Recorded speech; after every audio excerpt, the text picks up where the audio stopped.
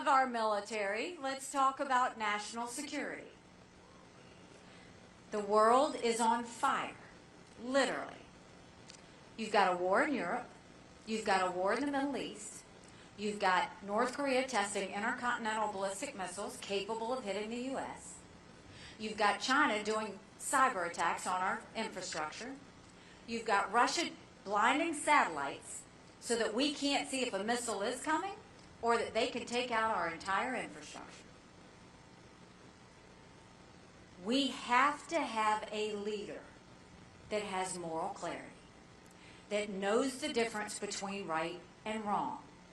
And we have to have a leader whose sole focus is to prevent war. That's our number one thing. We have to prevent war. And you had Donald Trump say in Conway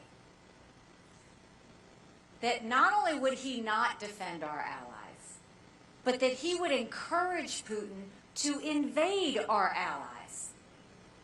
Now think about that for a second. Donald Trump is siding with a thug where 500,000 people have been wounded or killed because Putin invaded Ukraine. Donald Trump's siding with a dictator who kills his political opponents. Donald Trump is siding with a tyrant who arrests American journalists and holds them hostage. Donald Trump is siding with a man who's made no bones about the fact he wants to destroy America. And he's siding with him over the allies that stood with us after 9/11? In that 1 second that he went off the teleprompter, he made all of our allies more vulnerable, and he put every member of our military who are in those areas in danger.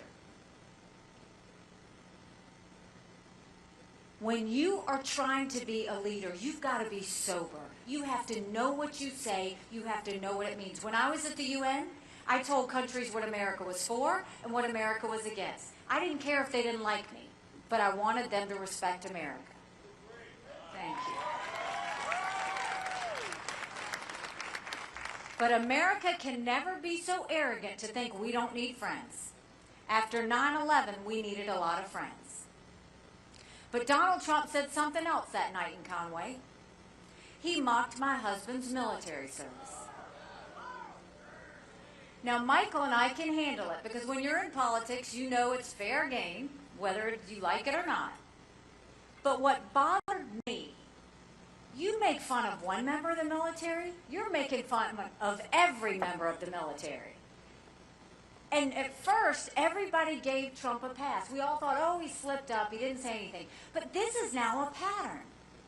He said that he said bone spurs. He did say he had bone spurs, that's why he couldn't serve. Whatever. You know, but the problem is, he went and said that military members who lost their lives in service were losers and suckers. Then he goes to Arlington National Cemetery, and he says, what was in it for them? He just doesn't get it. Our men and women don't sacrifice for kicks and giggles. They sacrifice because they know freedom's not free. They sacrifice because it's bigger than about themselves. It's about saving our country. He's never been near a uniform. We all know veterans. We all know people who've lost their lives in service. He doesn't. He's never slept on the ground. He's never worn a uniform.